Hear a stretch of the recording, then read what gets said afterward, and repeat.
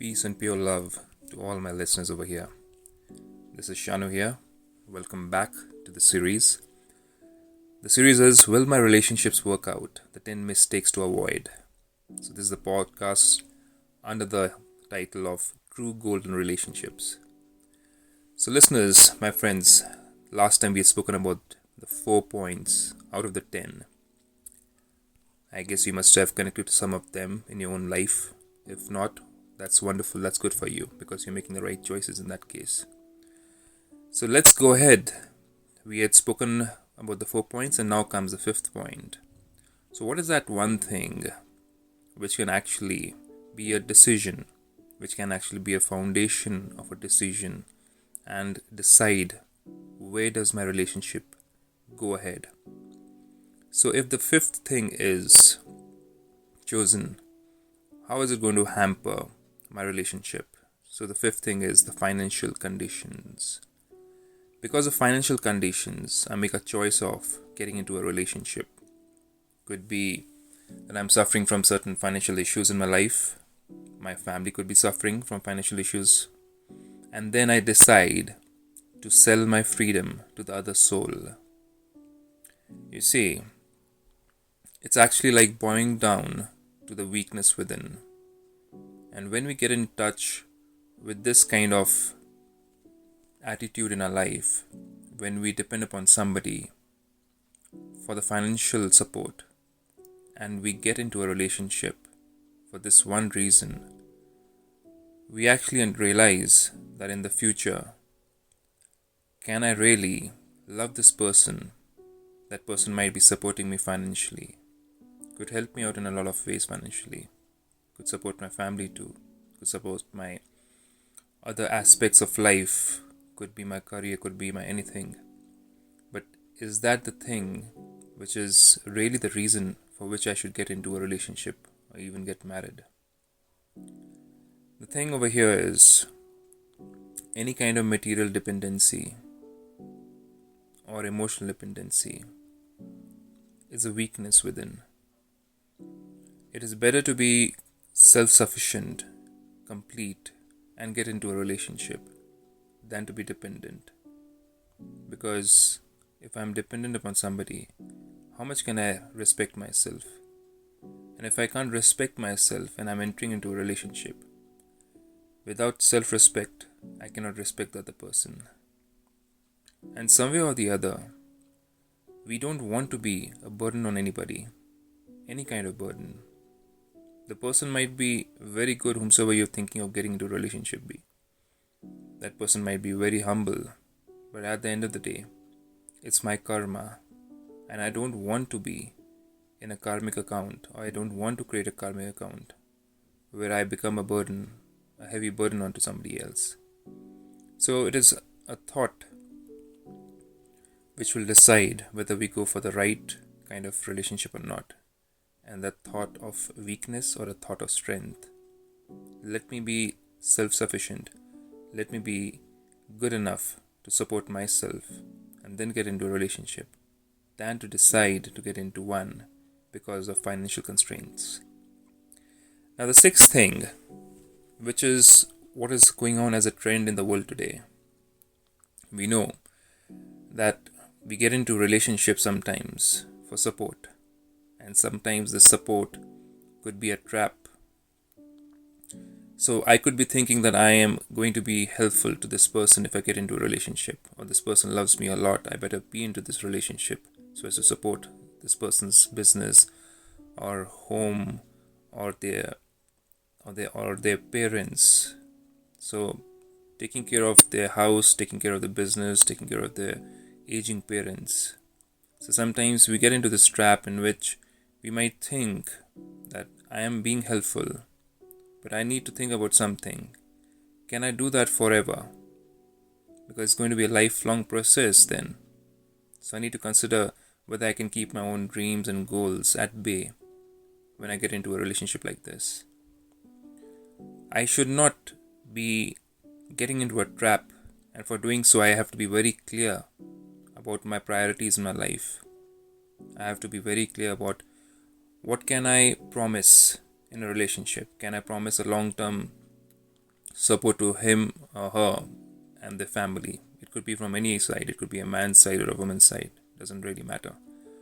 It's not just that becoming a housewife means you take care of the house and you take care of the aging parents. Sometimes it's even the man who is taking care of that aspect in a woman's life too, taking care of her aging parents, taking care of her house, taking care of her work and business. So this is a gender neutral talk which you're having over here, a soul conscious talk. So what are my dreams and what are my goals? Am I sabotaging them? Am I putting them at bay?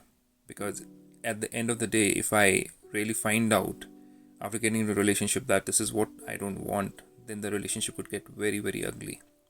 And I've seen it getting ugly in a lot of cases around me. Okay, so now we are going on to the 7th point over here. We get into a relationship or we get pushed into a relationship because of peer pressure sometimes. Or sometimes the family also tells us that child, you'll get more responsible once you get married or once you're in a relationship. And especially this is something which happens regarding pertaining to getting into a marriage. So do you really think that a person can become more mature once he gets into a marriage or something like that? One can get into a relationship and still be somebody who's needy, who's expecting emotional care, who's expecting domestic care, who's having ego issues, low self-esteem. One might be having good financial condition and can get into a relationship, get into a marriage. But am I balanced enough to even promise somebody for a long-term relationship? I might be having good financial conditions, but am I somebody who is balanced spiritually, emotionally, mentally before I get into a commitment like this? So the peer pressure, the family might tell us things like you might get responsible, you might become responsible. But am I emotionally, physically, and spiritually balanced? Or will I become a burden onto that person after getting married? Will I be somebody who's always needing that emotional comfort, needing that kind of help to boost my self-esteem? Because this is something which nobody would like to get into, to be with a person who is always wanting, who's always a person who's draining energies out, always a person who needs to be fulfilled by pampering his or her emotions, by pampering his or her esteem. Now, this is something which I need to think about clearly before I get into marriage. Let's keep aside any kind of pressure which is happening in our life. Let's keep it at the bay.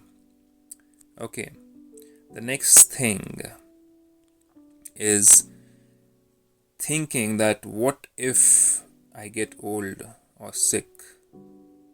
Will I have somebody next to me? Now, many people get into marriage or relationships, keeping this as the foundation. And to tell you the fact, you can ask yourself this one question: what's the guarantee with the present life expectancy? What's the guarantee that the person whom I'm getting into a relationship with is going to last longer than me or not? Moreover, we have to think about one thing: how many times a year do I get sick? Am I somebody who really needs that kind of support? And if that's the reason, then connecting with anyone out of this fear is going to be an uphill task, because we're entering into a relationship with fear. It will be like a trade and not a relationship. And do you think you're going to be content in this kind of relationship? Because the main foundation was fear. So there's no truth in this. Where there's fear, there's no truth. So it's not going to be a true relationship and not a true reason to be in a relationship. Another thing, I would say the 9th reason would be, and it's a very shallow reason and a very shallow or a very low way of thinking, and it's kind of a weakness. It arises from a weakness. Nobody is a shallow person. No soul is somebody who's higher or lower, but then it's arising from a weakness. So a very shallow reason would be to get into a relationship just to show that I'm with somebody who's maybe good looking or somebody who's popular. Now, some people might say that yes, I have had a crush on this person because of that person's outer appearance or the person's behavior or the person's popularity, or even though you might not know that person, but then just by listening from other people that this person is great, he's amazing or she's amazing, and they are full of qualities and they are very popular and attractive. So just by looking up to someone as a prize, should I get into a relationship? That person is somebody who's out of reach, and I want to be that with that person no matter what. So well, over here, if it's that my value is based upon being connected to somebody, and I feel that I am going to be fulfilled by being around with this person, and I'll feel complete and good about myself because this person is popular or good looking or is in demand in society, I need to again go back and think about one thing. Can that person really make me feel complete? See, complimenting me and making me complete is something which is very limited. For how long will that person make me complete and compliment me? At a certain point of time, I'm going to feel a void within myself. And what's the guarantee that that person is going to be there around me for a long time? And why would that person want to be along with me? Because I'll be somebody who's going to be draining out that person just by clinging along to fulfill myself and fill myself up for what is lacking in me. So it's a limited support, and these kind of limited supports don't last long. I have to check myself whether I've got issues of low self-esteem, and because in the future, if I'm in this kind of relationship, my own low self-esteem or ego, it will get in between the relationship. If suddenly I'm snatched off from that compliment or from that completeness from this person for some reason, if that is not coming from that person anymore, because nobody is going to be giving that kind of attention to me, do I think I can survive that kind of lack of compliment or completeness or popularity which I was seeking just by being with that person? So this is again something to do with dependency. This is also something to do with self-dependence. I better be self-independent. I better be somebody who is not seeking anything outside myself.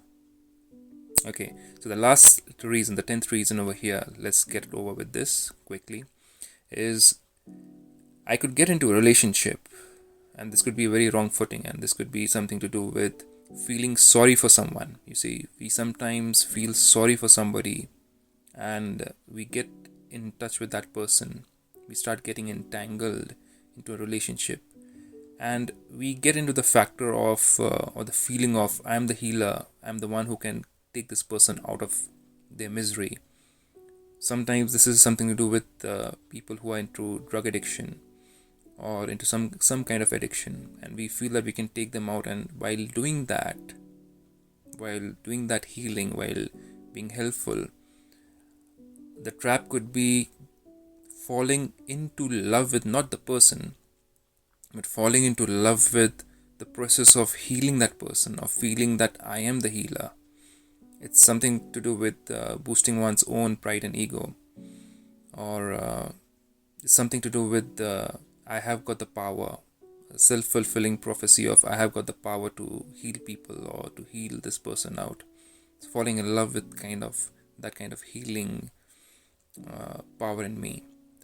So I could be somebody who's making him or her leave a habit, a bad habit. Could be alcoholism, could be drug addiction, could be low self-esteem, and I'm always in a process of uplifting this person, and I'm feeling that ownership of I have changed this person's life, and I'm getting attached to the outcome of changing this person's life and falling in love with that attachment of mine. It's a very big trap. And what happens is, once this kind of aspect or prospect of helping somebody out fades out, and the person starts feeling, especially in this kind of scenario, starts feeling suffocated by our constant barrage of correction, or let's say a constant poking that person to change, and we are constantly focused on that person, we forget ourselves, we lose that balance out in our own lives, because the whole focus, and we're falling in love and getting attached to changing that person's life instead of getting in love with that person. They start despising us, and because we are not making them feel worthy enough after some time. You see, when we keep on correcting a person, or we think that we're changing somebody's life, it's like taking ownership of that person's life. So getting into this kind of long-term relationship, or even falling into a trap of getting married to this person, is a very big trap. So better be aware of these kind of situations. So this was the last and the final 10th point. So my listeners, my dear friends, brothers and sisters, if you have anything else which is on your mind, do let me know. What is the right way of getting into a relationship? That's going to be the next topic. We're going to cover certain points which we have discussed up here. And let's see what is the right footing to get into a relationship. So let's wait for the next episode. Peace and pure love be with you. Take care. Goodbye.